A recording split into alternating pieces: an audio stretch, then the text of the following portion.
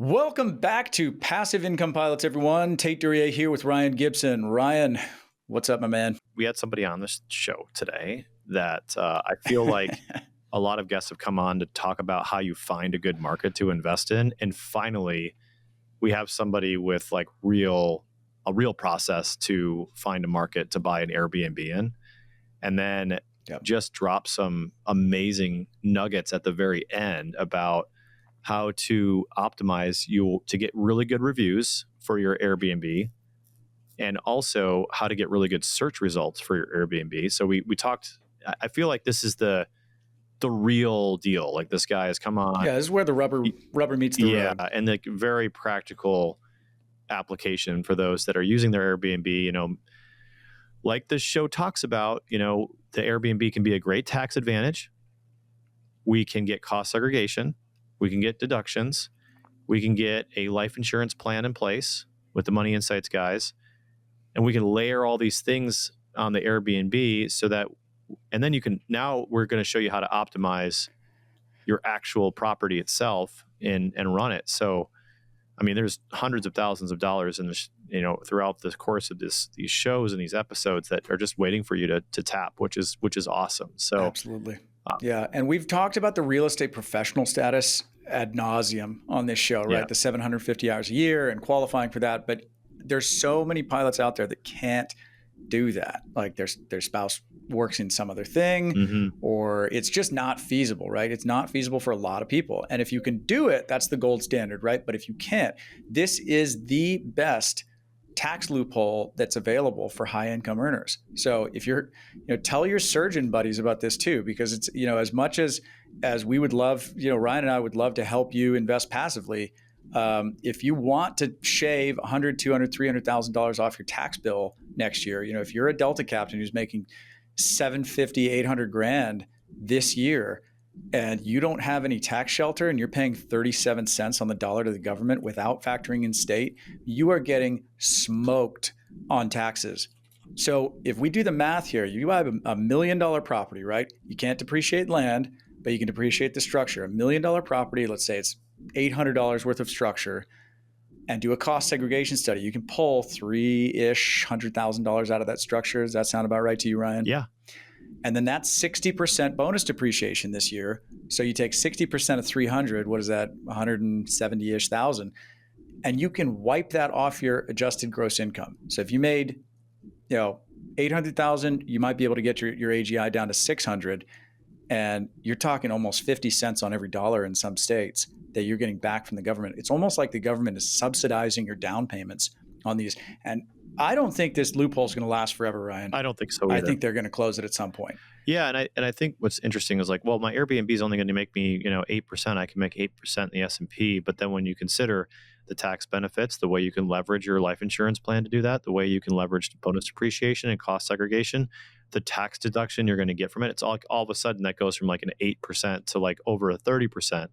And so, but now you kind of got to manage it, right? You got to think about what's going to be optimal for your investment. And I think that's where I think Daniel just really strikes gold. And by the way, if you want to learn more about this type of investing, we have an amazing book in the show notes that you can click on and get from Daniel. He is the guy that's completely mastered this. Probably the best Airbnb guest we've had on the show, I think, so far. So really excited to jump in. Yeah, he's the best one we could possibly find. He wrote the book. He literally worked for Airbnb as a CPA in their finance department. He took a 3-month solo trip to Australia, became a nonstop world traveler with a carry-on, living in Airbnbs ever since 2013. So 11 years just living in Airbnbs. And he manages over 100 of them. He's a best-selling author, and his books, Optimize Your B&B, were what I read while I was going through the process of standing up the Reno property that a lot of you are familiar with. So really excited to have him on. Cool is the story behind how we found this guest. Tait was literally doing research on what the number one best-selling book was and the best person to do this. And he stumbled upon his book, and then he just reached out and said, "Hey, do you want to be a guest on the show?" And here we go. So I know, which is a testament to where we've brought this show, which is thanks to you, yes, the listeners, because if we didn't have the listenership that we did, we wouldn't be able to bring these types of guests on. So thank you. Please If you haven't already, share the show, give a review. And on a quick personal note, this is pretty exciting. I'm about to close my laptop because we've already recorded the episode with Daniel. And I am flying my uncle's retirement flight. What? Going to New York. That's amazing. Yeah. One of the many reasons I wanted to go back to the right seat. He did my first flight of IOE on the 767 when I was 24 years old. Nice. And now, what is it? Almost 14 years later, he's turning 65 this week, at the end of this week. And we're flying a Kennedy trip in a couple hours. I love it. Are you going to have like pictures in the jet bridge of his career and everything? I don't know if we've coordinated that. God, you're putting me on the spot there. But we're definitely doing some special stuff for him. So it's a 24-hour layover in New York, and we'll be flying back on Thursday. So we're really excited about that. We'll have fun, man. Enjoy the flight. That's really special. Take lots of pictures. Absolutely would, though. Yeah, very, very excited. Thank you. Well, with that, let's get into how to optimize an Airbnb, huh? Thank you so much for coming on, man. This is awesome. I read your book. I reached out cold, and thanks for coming on. Yeah, my pleasure. I'm happy to be here. I'm happy to help get the pilots exposed to the great world of short-term rentals, if done correct, which we'll go over.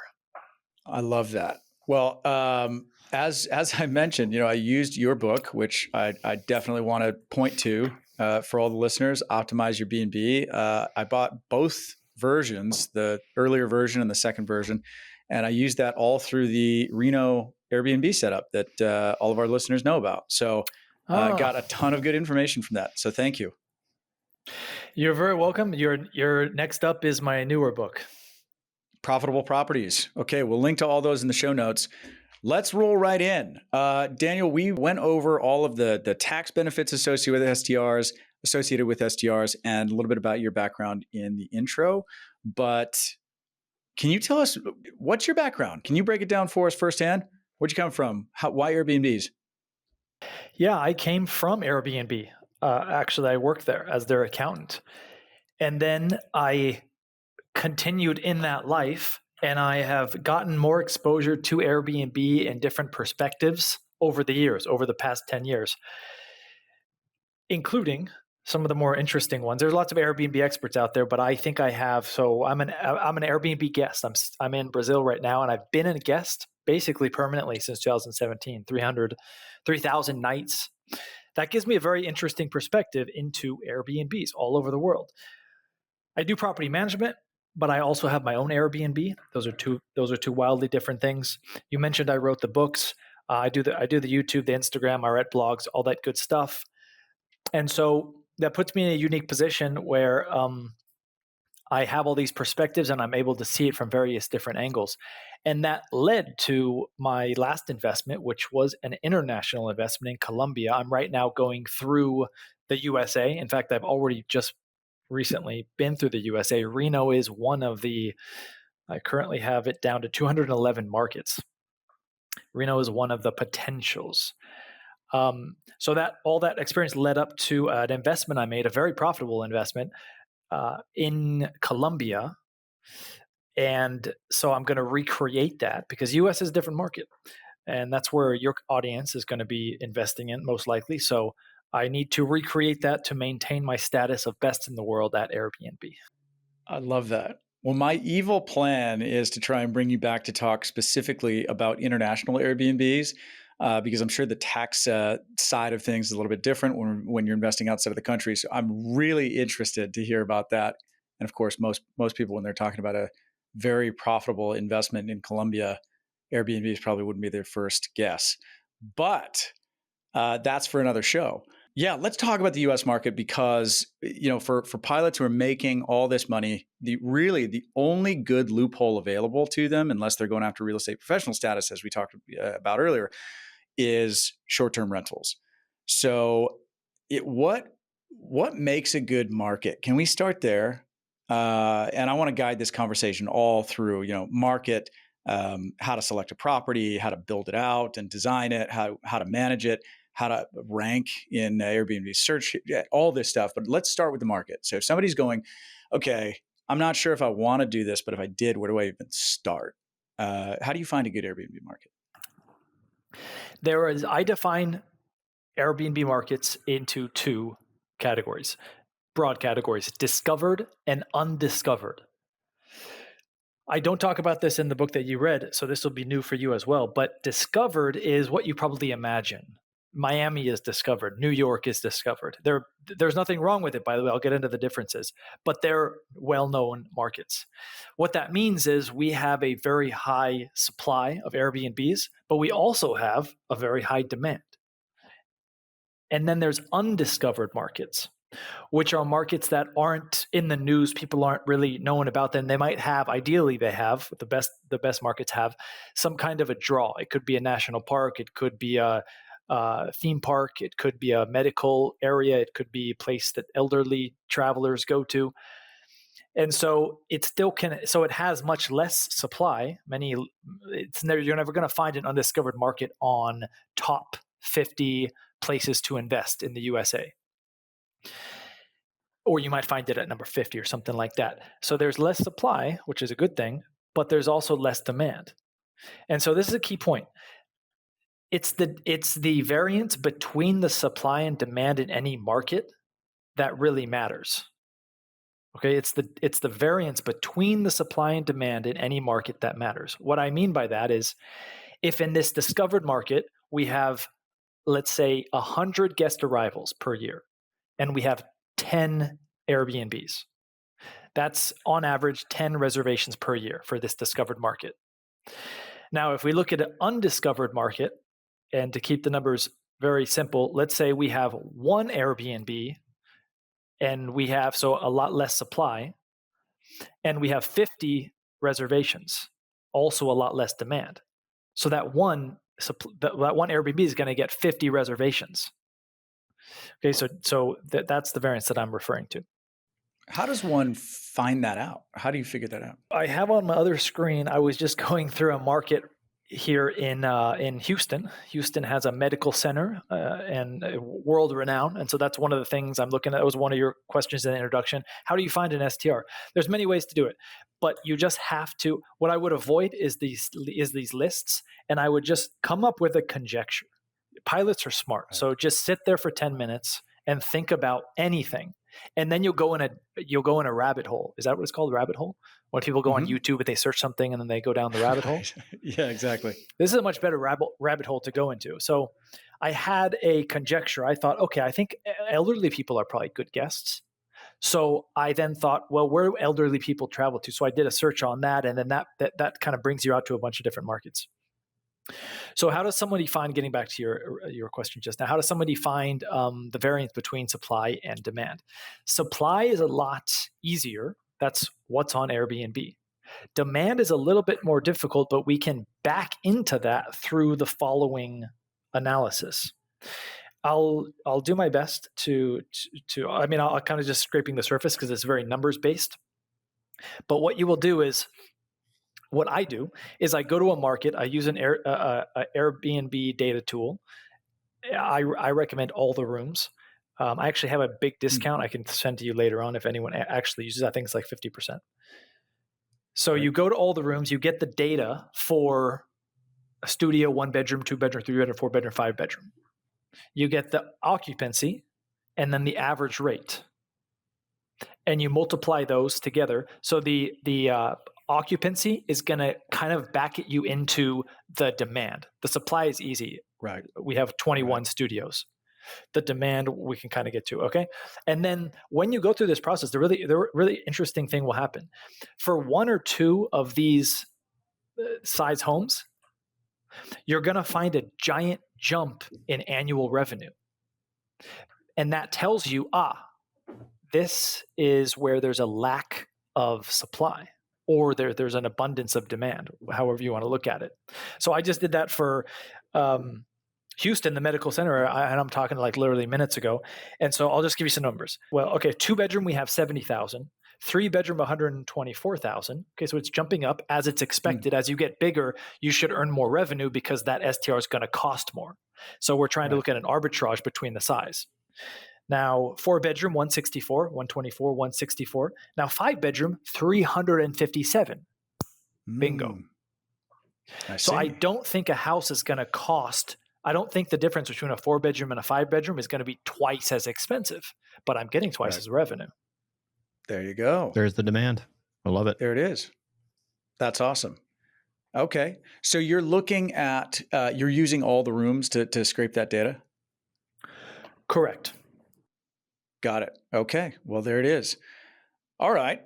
So that's how you find a market. And how much should picking a market be related to where you live or where you travel to? Because, I don't live full-time in Reno. I own property that's 6 time zones away. It's a little bit of a pain, but there's software that you can manage it. You obviously you're a globetrotter and you manage it just fine. Is there any words of wisdom you can give for somebody that's a little scared to invest, 1 state away? Well, how is it 6 time zones away? Where do you live? I live in Honolulu, about half the time. Oh, you're kidding. I'm actually So Honolulu to the East Coast. I just booked I'll be there all of August and September. I'll be there for a month, August and September. I just booked an Airbnb in Waikiki. Let's connect. I think. Let's connect. I'm 10 minutes down the road. Oh, okay. Oh, cool. There's actually a lot of really profitable markets. Potentially, there's a few layers to this, but in Hawaii, a lot of Hawaii markets came up, and I'm not exactly sure why. That's going to be a whole state I do more research on. So that's another topic is legislation, because the legislation in Hawaii is draconian. The state is trying to completely outlaw B&Bs across the entire state right now. It's so I'd love to get your 2 cents on it. Okay, that sounds like just a bad situation to be in. However, excluding this outlier, I hope, it is actually good to have some competition. You need an advantage. You need to look into the details and see things that other people don't see. One of those things, I'll give you an example from a consultation call I had. I forget where he invested, but he invested in a market that had a lot of regulation, but he found a loophole. And so if you can get into one of these markets that have existing regulation and maybe difficult regulation, if you could get in, that actually works to your benefit. My property management company started in San Francisco. There was a lot of difficulty getting in there. But if you had one, I managed houses that were mediocre and making well over $100,000 a year, $600 a night. So for me, I think there's almost always a way. It's definitely a consideration for sure, but for me, there's almost always a way to get an Airbnb. Of course, that's something that I'm going to look at. One of the first things to make sure I have to compare the different markets. That sounds bad about Hawaii for sure, and strange because Hawaii is a vacation rental destination. Tell me about it. Yeah, so it's an affordable housing play. All the politicians are trying to fix the affordable housing problem. Instead of issuing building permits, they're just saying we need to get rid of all the Airbnbs. So there's your daily dose of common sense. So that's the same. It's a scapegoat. It's one of those things. It's funny as I get older, I realize some things. One of the things I realize is the best idea does not win. Typically, the best idea does not win. So this scapegoat of housing crisis, the same thing happened in San Francisco, and I forget the numbers now, but it was something like at the max popularity of Airbnb, there was like 10,000 Airbnbs, and the supply of potential condos for rent was like 250,000. So of course there's private rooms, and of course people are partly on there. But if we assume that the 10,000 were entire homes for the full year, that represents that would be what? 10, 5, like 3% of the total housing stock. So it's not a, anyways, what were we talking about besides we got off on that tangent? Yeah. Everyone.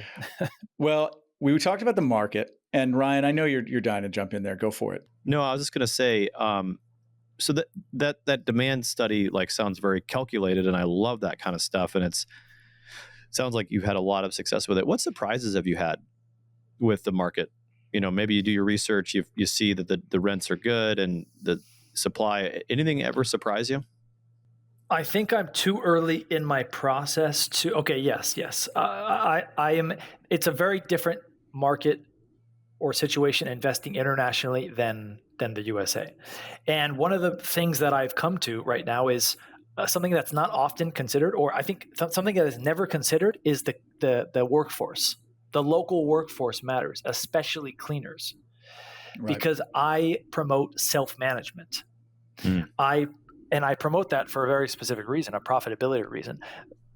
I bought the Airbnb in Colombia. This is an extreme example, mind you, but it was managed by a property manager, and the owner was very satisfied. They were making $45,000 a year.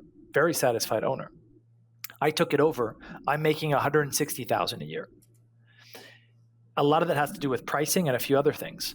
But if you're not self-managing and you're giving it to a property owner, you are sacrificing somewhere between probably 25 to 50% of revenue on the conservative side. I'm going to manage someone else's in my building, and I asked him, what did you make with your current property manager? I'm predicting at a conservative rate, I'll make him double of what his property manager will do. So, and self-management is possible for sure, but you need a quality cleaner who is going to eventually become kind of your somewhat property manager. They're going to do more than just clean. Right. You've seen that in Reno. Yeah, of course. Yeah. We walked through this entire thing. It could be because we're self-managing, but you have to have that cleaner team. And we've been through 3 cleaners so far.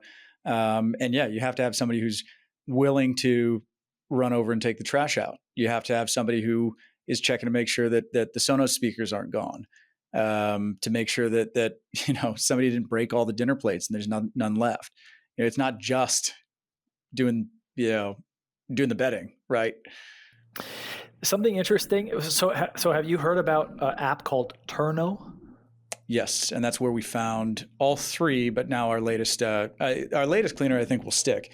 But yeah, Turno is fantastic. You want to break it down? Yeah, Turno is like a Airbnb of cleaners. It's a marketplace. So if you're right now, they call it a marketplace, but you can't really do research so easily. You have to kind of make up a property name, and then cleaners will reach out to you. But it's only good for 24 hours, so it kind of expires. But I'd still use that, and I'm going to use that. And actually, I'm talking with that company to improve that feature, because a lot of people, when they're searching, they're like, I want to see about the cleaners as well, especially if they're going to self-manage. But something interesting about I know you said I'll be back on a future date, and I would love to, but something really interesting about my foreign investment is the lack of problems I've had. And it's a 4-bedroom, it's a party house. There's people inviting guests over and having parties. It's exactly where there would be a lot of problems. And I've almost had none. It's crazy. And I think a benefit of international investing is people are on their best behavior. They're in Colombia, scary country, Pablo Escobar, cocaine. Where am I at? Right.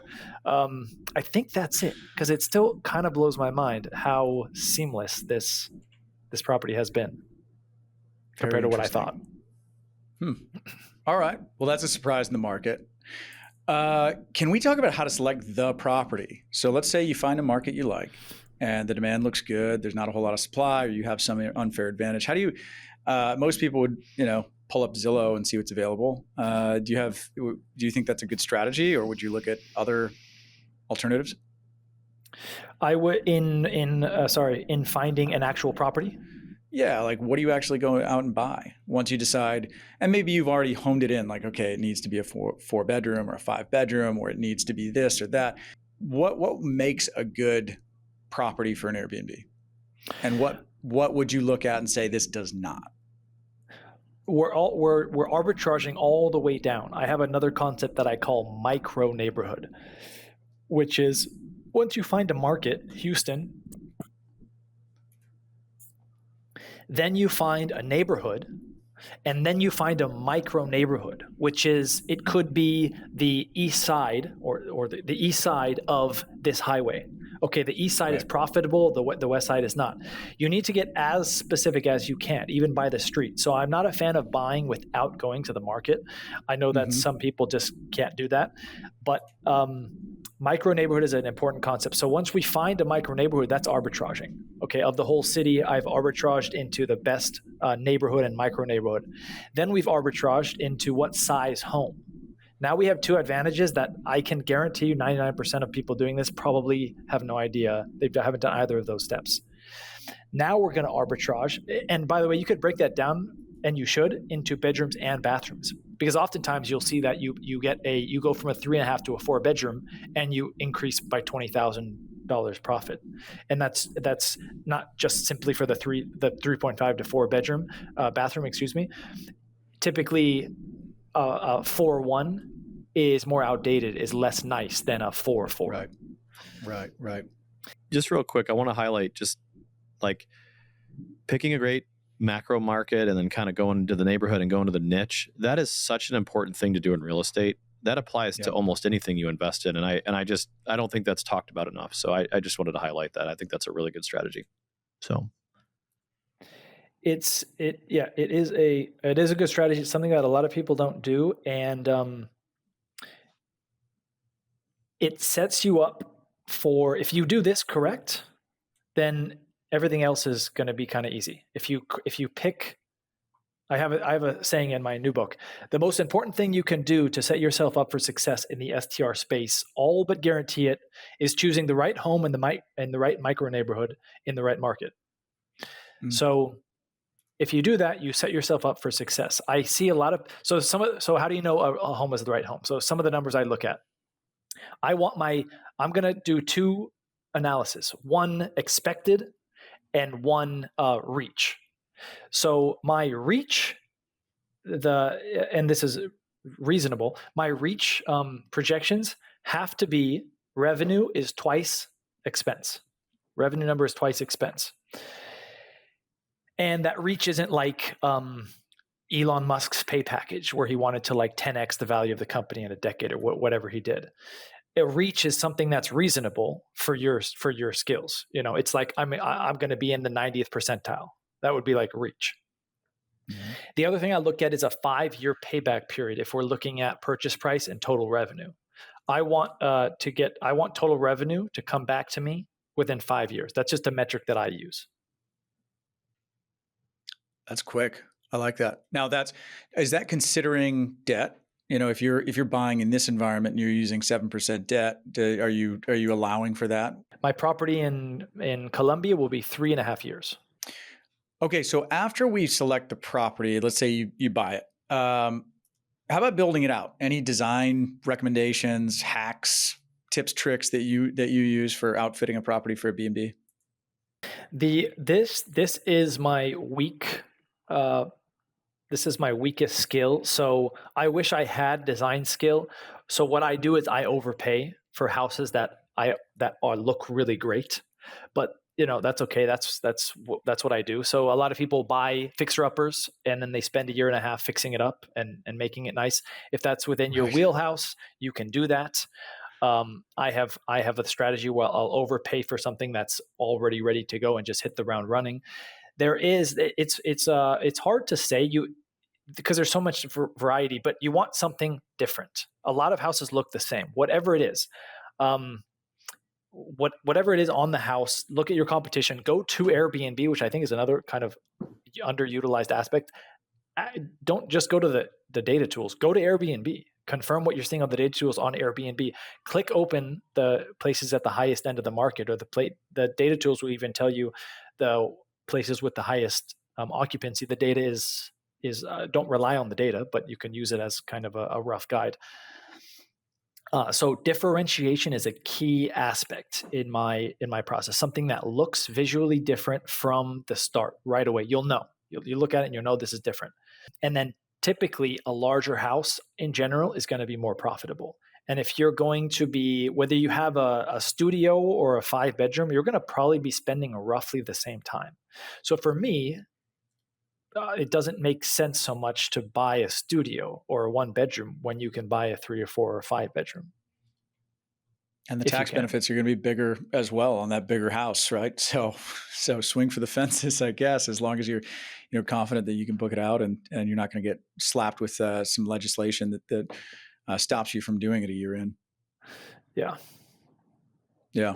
The next question I have is really just, I'm really kind of thinking about macro markets. You know, you talked about kind of zooming in on the kind of the small, like the large, medium, and sort of the neighborhood specifics. What specifically, I mean, you talked about how you looked at the revenue per booking, or the amount of revenue that you book for each, available bedroom type.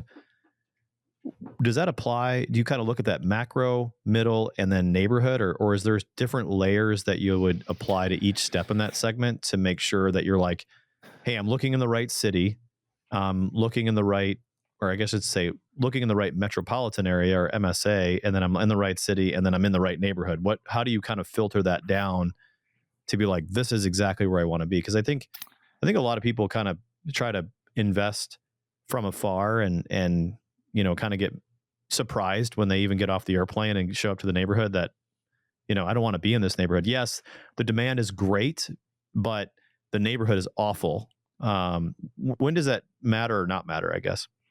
Yep. So on my other screen here, I'm looking at my a document that I have, my vacation rental market analysis that's shared with my program. And if it's a big city like Houston, market data isn't going to be so useful. So what I do is I have what's the annual occupancy for the 90th percentile for the market, let's say Houston. What is the average ADR, average daily rate? And then I multiply those two to get the annual revenue. Now, if it's Houston, that number is not going to be so relevant because there's a giant variance between that number. But if you go to a smaller one, let's say Rockford, Illinois, if it's a smaller city, 100,000 or less, the variance is going to be, there's still going to be variance, but you can just look as a first step. This is the first step that I'm doing. You can just look at the total market occupancy and ADR. And then you do that I'm doing that for 211 listings. I'm doing that partly to share it with the group, but also if you're doing this on your own, you should be looking at dozens of markets to get, you don't have to look at every market, but look at dozen market. And then of those dozen market or 2 dozen ideally, what's the one that sticks out? What's the one that has the highest annual revenue? And then I look at, again, we're at the very general level. And then I go to Zillow, I do a search. Zillow average home price, Rockford, Illinois. In this case, so the revenue is coming out at $82,000 per year, and the average home value is $157,000. Now, I'm not buying the average home; I'm buying the 90th percentile. But as a first kind of go over, and then I look at some ratios between these numbers. That's how I first filter it out for these smaller cities. For the bigger cities, as I said, Houston is not so useful. So you want to narrow down, and you can with all the rooms, you can narrow down the map to your specific zone. In this case, it's the medical center area. And so I just did that. And then I'll refresh data and I'll get data for that specific zone. Very interesting. And, when you talked about, driving that area as a last step, we've talked on the show about before, if the weather's okay, riding a bike, jumping on a bike, instead of driving for dollars, we've looked at this on some different strategies. Fly in on a layover if you can get one, right? Get a bicycle and just drive, ride the neighborhood. And it really gives you a good sense of the neighborhood versus just driving by in a car when, you got to keep moving. You can't find a parking spot. Yeah, definitely. One of the things I did in the market that I'm in, Colombia, is first of all, I was very familiar with that market. Very familiar, meaning like I made numerous trips over many years. This is unlikely to be for someone to do, right. But I rented an electric scooter.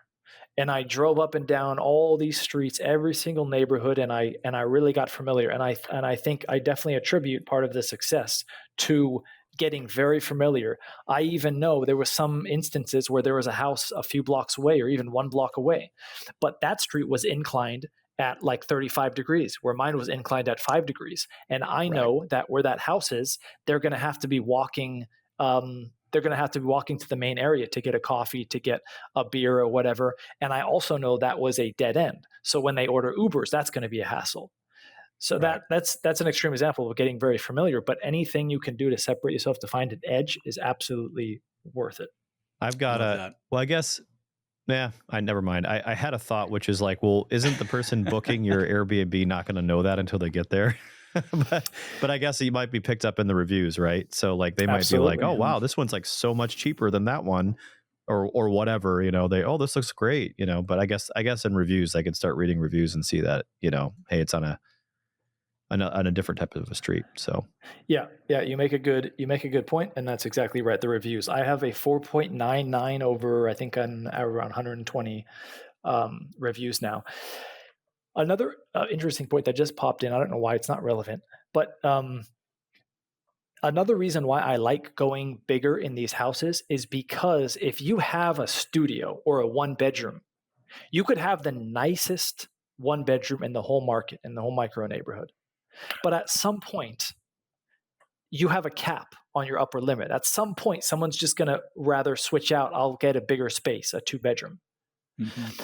But if you're at a 3, 4, and 5 bedroom, you have much less of an upper limit. So there's nights where I've gotten over $1,000 because I don't really have an upper limit, or there are nicer places and bigger places. But and then on the flip side is when things are bad, you have much more flexibility in lowering your rate and still staying profitable. Yeah. Interesting.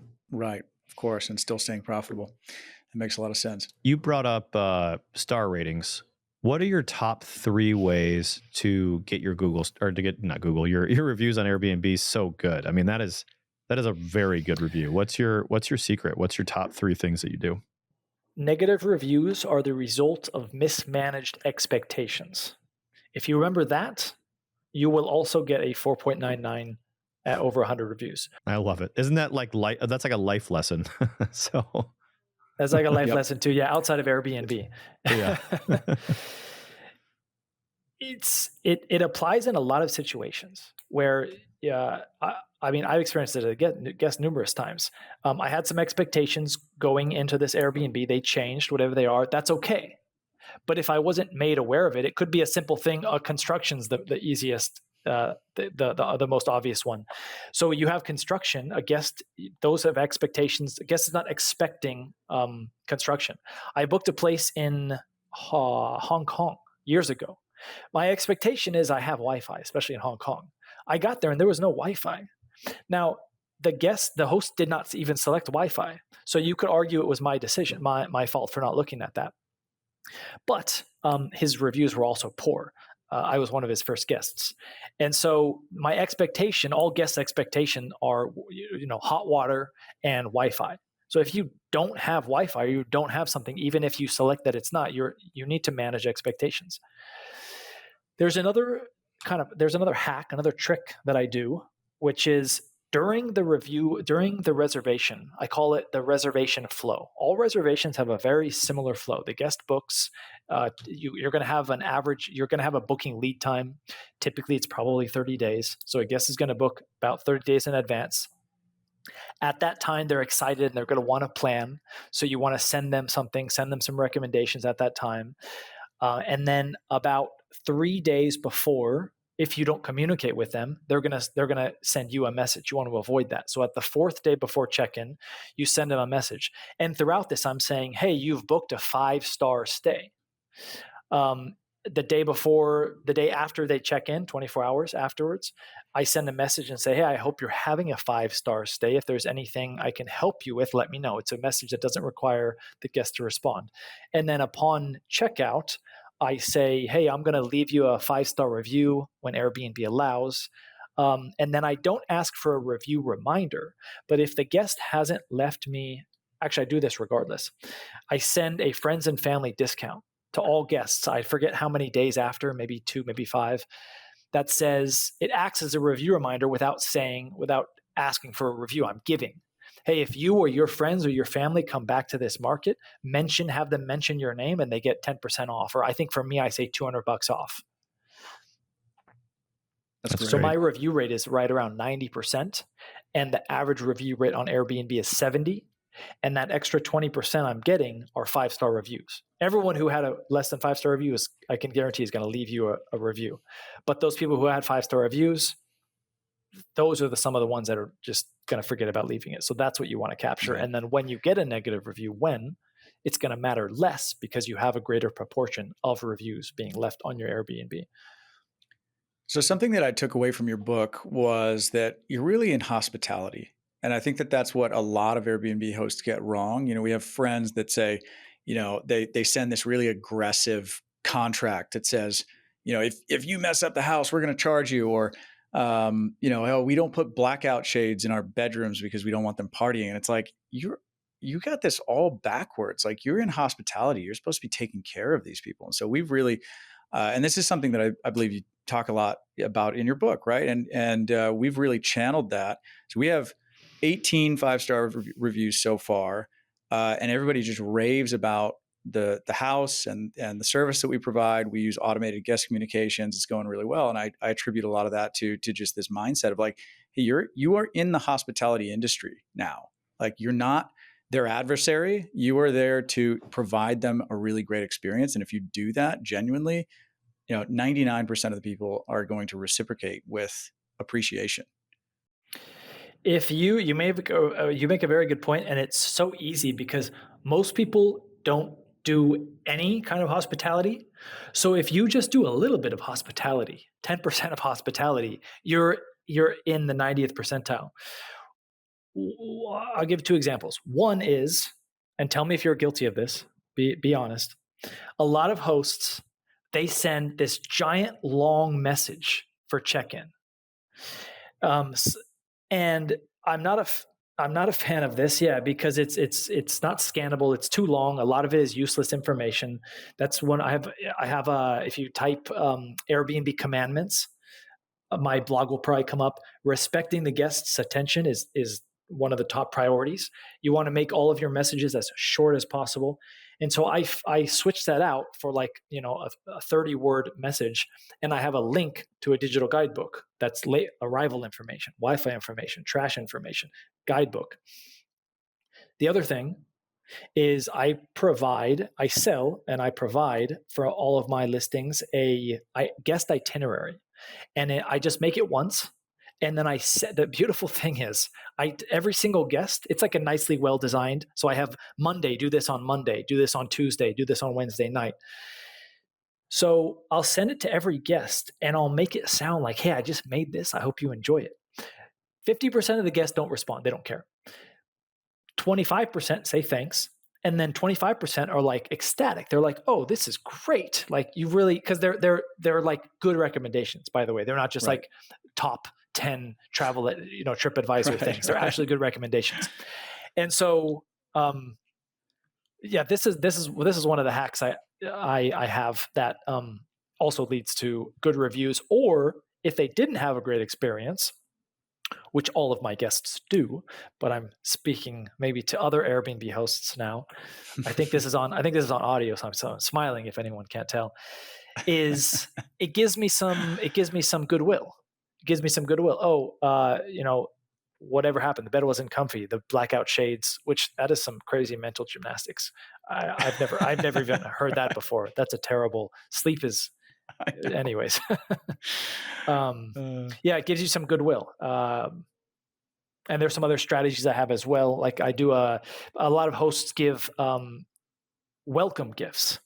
For me, this is a bad idea. It's not a bad idea, but it's not an optimized idea. That's a perfect word. The optimized idea is a departing gift, because this is when they're going to leave their review. So you're giving a welcome gift 3 or 4 days before they leave the review. That's already worn off. So I give a departing gift sometimes to guests just when they're leaving and just when they're about to leave their review.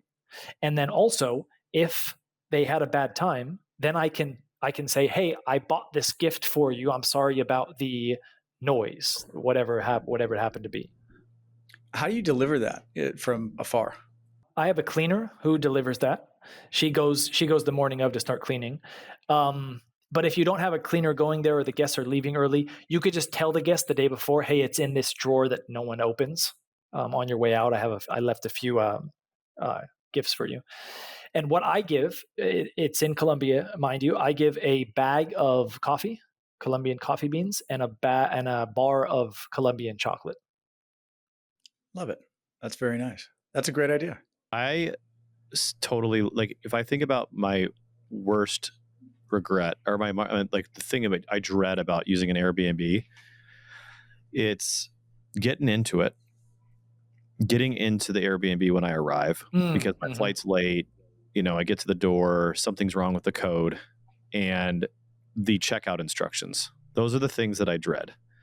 And I just very much appreciate you saying, like, this word vomit of like, here's all these things, like a really long intro. It's like, just make it simple. Like, go to ChatGPT and say, hey, make this 7 words, and just make that reduced, because I think that's really important. The other thing I love, what the hospitality that you talk about, when we buy properties, it's funny.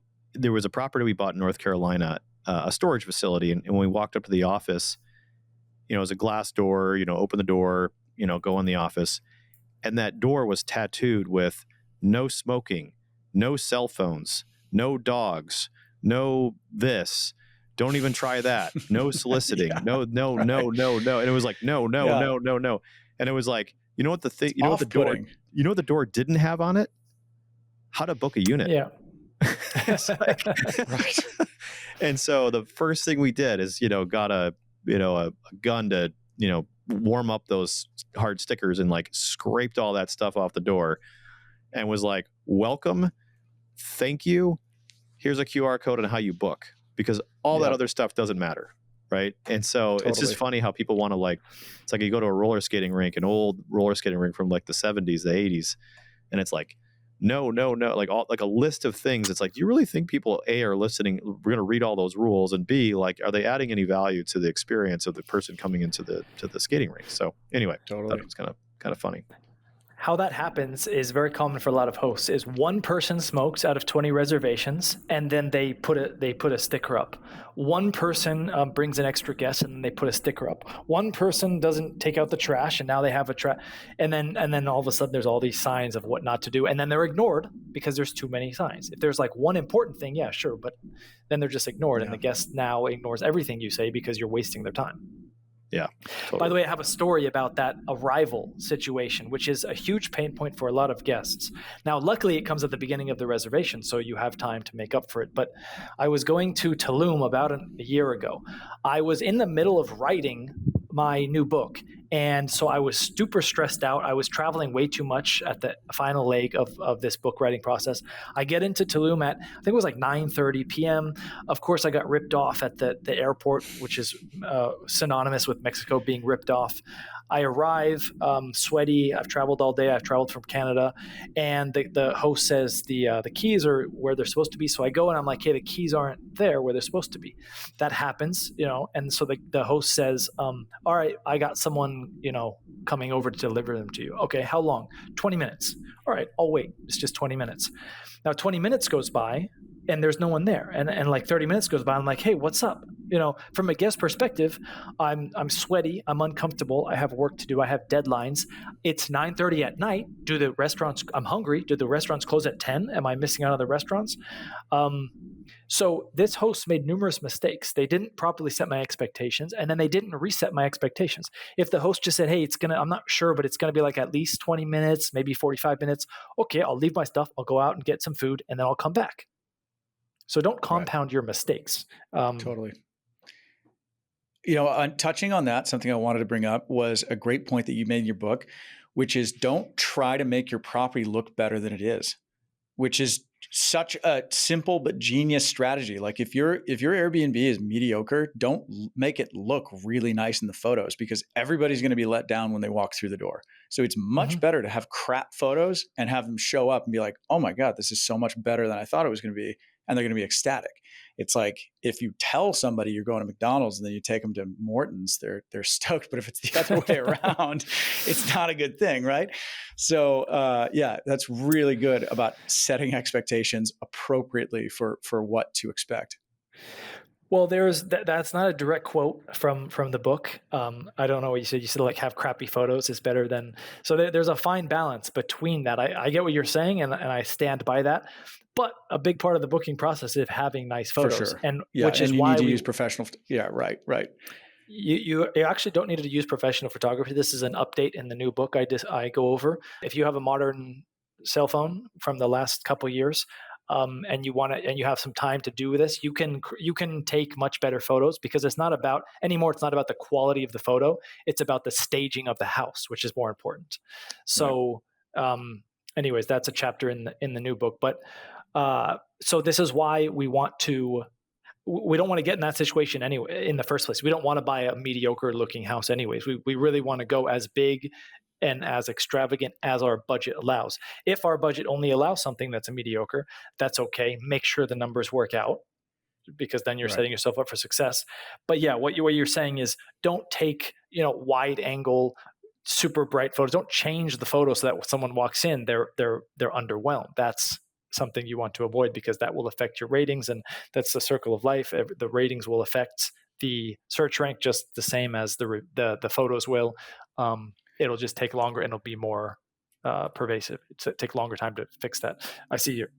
That's great. No, I want to be respectful of your time. We've got until the top of the hour. I just want to move this thing along because you said search ratings, and that was my next question. Is you talk a lot in the book about the difference between Google and Airbnb and how those two different search engines work very differently. And so, can you touch on that and how someone can optimize their search ranking?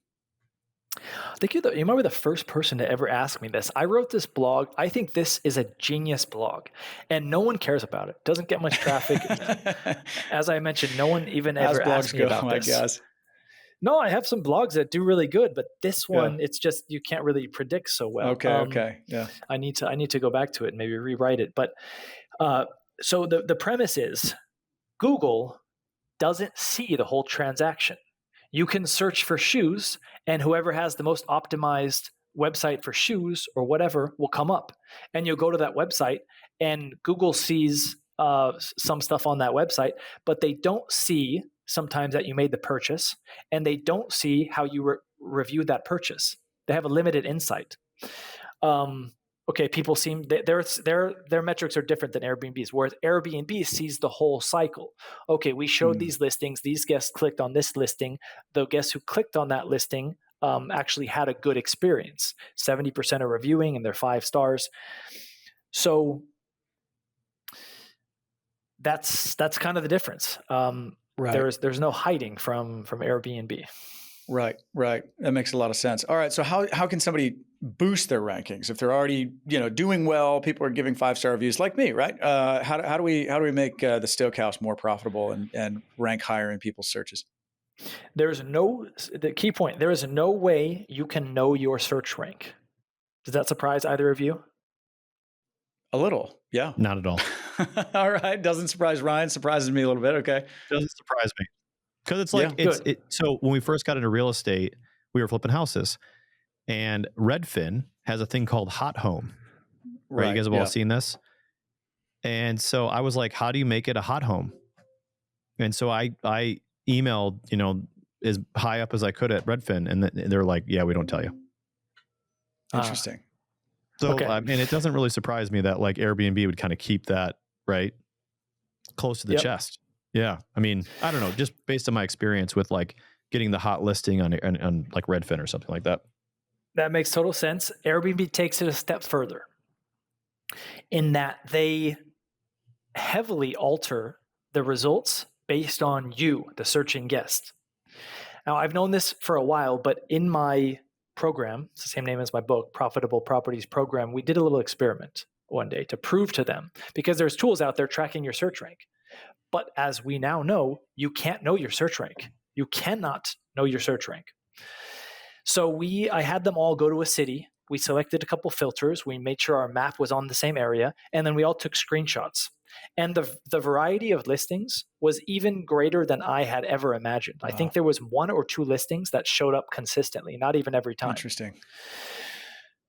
So that begs the question, well, if we don't know our search rank and we're having trouble, what do I do? If you could pay for your search rank, I thought you were going to say they pay for the placement of these hot homes, but apparently they don't. If Airbnb allowed you to pay for your search place like VRBO does, then we could solve the problem. We would pay, and we would know we'd at search. We'd be at search. So if we're still doing bad, we know it's not search placement. I have a 3-step troubleshooting protocol that you should go through whenever you're having trouble. The first step is optimize your online listing. I'm probably the best known for that. I have the best strategies for that. There's the big 3 are title, summary text, and photos. If you have an optimized listing, which 98% of hosts don't have, but if you do, then you go down to the second step. And this is when you're having problems. I have problems. How do I trace where my problems is? Second step is hospitality, which is made up of your rank. If you're at a 4.95 or above, move on.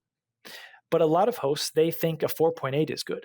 The same trip that I made to Tulum, I had a friend there. She was a property manager, and she sent me a property manager of dozens of Airbnbs. And I wanted her to send me some Airbnbs because, as is similar with a lot of markets, there was no differentiation.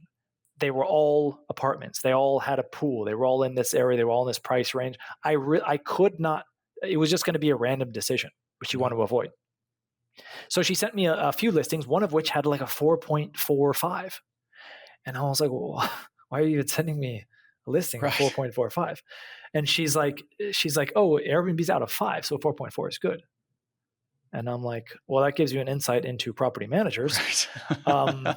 Yeah, you say in the book, a 4.8 is basically 0. I mean, which is true. It's like if it's not north of 4.85 or 4.9, it's usually not good. I mean, I've stayed in really bad Airbnbs before that were, north of 4.7. Exactly. If you're on this show now, if you're paying attention, you're going to be at the top of the market. And so I'm not comparing myself with the 4.7. I'm comparing myself with the top of the market.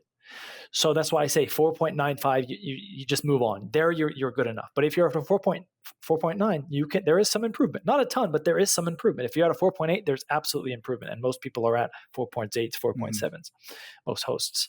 So the third step, if you have number 1 and number 2 covered, the third step is pricing, which is a whole other topic that gives hosts the most issues and could fill out easily another hour talking about that. But I have my own pricing strategy. It was not covered in Optimize Your B&B. It is covered, part 5 pricing, in Profitable Properties, which is the new book. And I talk about my strategy, which is different from any other strategy that I had. And once you learn it, it takes 30 seconds a week. It is the best strategy out there, bar none, minus if you have the budget to hire a data team that can go in and do it manually, and like Southwest does. If you have that budget, then that's probably a better option. But given the return on investment from the time you're taking and the profit you're making, I have some free videos online as well. All these topics I have free videos. If you just search whatever topic you want, optimize my Airbnb title. That has my name in it, but whatever topic you want, title, and then Airbnb and optimize my brand name at the end, my videos and blogs will come up on Google. Probably. Well, all right. So we got to wind this down. But before we do, favorite software tools that you couldn't live without? Automated messaging definitely saves me a lot of time. That's better known as PMS, property management software. There's so many good ones out there that I don't really recommend a specific one. I do have a video, which is how do I choose a PMS? And I talk about the things you want to consider so you don't have to switch into the future. But basically all of them are very good. The other software is pricing software. Absolutely gives a giant ROI, especially if you have a strategy going into it. And the other one would be a digital guidebook, which gives the check-in info, checkout info. We've struggled to find a good one for that. So what do you use for a digital guidebook? Do you use the Airbnb functionality, or do you use something else? No, I use a company called Hostfully. And they have a free digital guidebook. One is just free. They have a paid upgrade, but you really don't need it. Right. And Hostfully is a PMS. It's a property management software, correct? Yes. Now it is. Yes. It started off as just a digital guidebook, and then they have a PMS, but they have these kind of two businesses. The digital guidebook works together well with the PMS. And if you decide to use that PMS or upgrade the digital guidebook, as is true on many tools, if you type in the discount code OPTIMIZE, you'll probably get a little discount as a hack to save some money. Those are the 3 top tools that I would recommend. Very cool. Well, Daniel, we're going to have you back for some more talk on, we didn't get to some of the nuts and bolts that I wanted to, but as well, I want to talk about the international stuff, because we have a lot of pilots who are flying all over the world. Would be super interested in some of these international markets and how you manage that while yourself traveling abroad. So hope to connect with you on a future episode. Well, I just want to say one thing because you've mentioned it a few times, so I don't know if your group is already kind of somewhat interested in international market, and I'll make it quick. But if you're investing in international, understand that you are investing international. That means typically less safe. So there's a lot of companies that have popped up where they make it easy for you to bring your money in and invest, and then they're promoting returns of like 10%, 11%, 12%. That's not acceptable. Okay, you need 20%, 30% to invest internationally.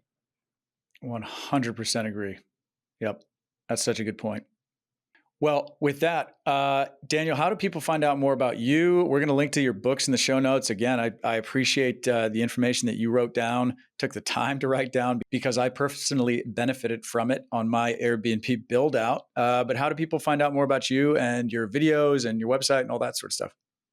You can type in on Google Daniel Rusteen, and what you'll find is my 2 books, Optimize Your Airbnb, which is the one I wrote in 2018 and still the bestseller. There's a new one I just published last year, Profitable Properties, and I released an online program with that book.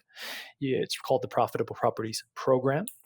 And you'll also find my YouTube, my Instagram, all my Twitter, all my stuff there. And I hope to see at least some of you guys. I'm spending most of my time in my program, so I hope to see some of you all in that program. The next class is coming up in a couple of weeks. I don't know when this will be published, Fantastic. Well, with that, thank you so much for coming on the show. Thank you, everyone, for listening. If you have questions to follow up with, you can go to ask@passiveincomepilots.com or post it in the Facebook group, Passive Income Pilots on Facebook. We'll talk to you there. And thank you again, Daniel Rusteen, for sharing your wisdom. Much appreciated. Thanks for having me. Catch you on the next show.